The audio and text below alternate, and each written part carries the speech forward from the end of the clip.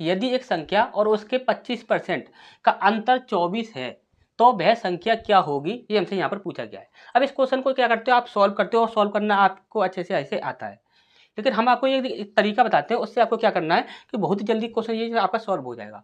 आपको देखिए करना क्या है, देखिए यहाँ पर इस प्रकार से जो बोला जा रहा है वही आपका बोला जाना चाहिए। यहाँ पर क्या बोला गया है, यदि एक संख्या और उसके 25% का अंतर 24 है तो वह संख्या क्या होगी, ये हमें यहाँ पर बताना है। अब सेकंडों में आपको आंसर देना है। देखिए कैसे देना है, ध्यान से समझिएगा। हमने बोला कि 100 में से आप 25% को माइनस कर दो, कितना आ गया आपका 75%।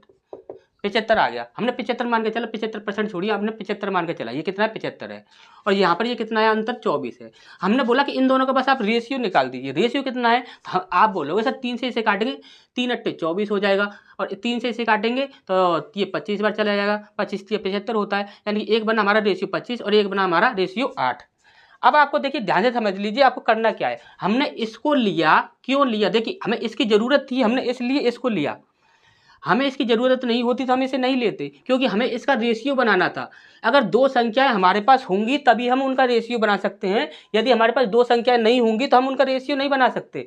अब हमारे पास ये दो संख्याएं बन गई तभी तो हमने रेशियो बना दिया। अब 24 को जो है उसका रेशियो हमें कितना मिला, 8 मिला। तो जो संख्या 8 से डिवाइड होगी वही हमारा आंसर होगा, जो 8 से डिवाइड नहीं होगी वह हमारा आंसर नहीं होगा। और आपसे यहाँ पर देखिए ध्यान से एक बात समझिएगा, आप यदि ये सोचो कि हमें 25 का फिर क्या मतलब हुआ, 25 का मतलब ये हुआ, हमने बोला कि ये 25 जो है इसे आप 100 में से माइनस कर दीजिए, कितना बना आपका 75 बना। अब हमारे पास एक संख्या तो ये 75 हो गई और एक संख्या ये 24 हो गई।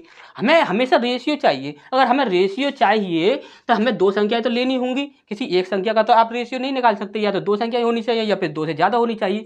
तो हमें रेशियो निकालने के लिए हमें क्या करना पड़ा कि ये वाली संख्या लेनी पड़ी, पर हमें इसकी अब आवश्यकता नहीं है। क्यों, क्योंकि हमें 24 का जो रेशियो चाहिए था वो 24 का रेशियो हमें मिल चुका है। तो 24 का रेशियो कितना है, 8 है। तो 8 से जो संख्या डिवाइड होगी वही आपका आंसर होगा, और 8 से जो संख्या डिवाइड नहीं होगी वह आपका आंसर नहीं होगा। हमने बोला कि 8 से 34 डिवाइड हो जाएगा कि नहीं होगा। हमने बोला 8 से 42 डिवाइड हो जाएगा कि ये भी नहीं होगा।